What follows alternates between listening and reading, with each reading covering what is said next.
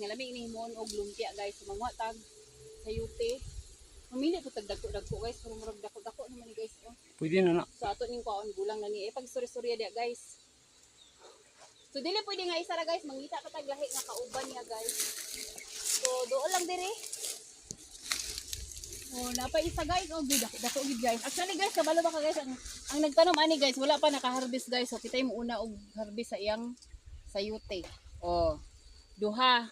So kulang pagyapon guys, mangita pagitag. Napatay maliili diri nga sayote guys. Napa diri guys oh. Oh. Oh, di ba? Daghan kay siya unod guys, ay pero gagmay pa manggod siya sa pilion na to mga dagko. Oh.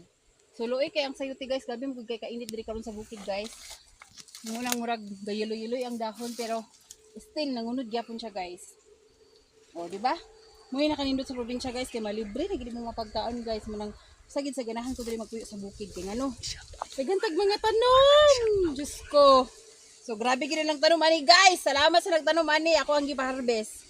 Thank you for watching. Libre na tong panglumpia, carrots lang ang kulang. Bye-bye.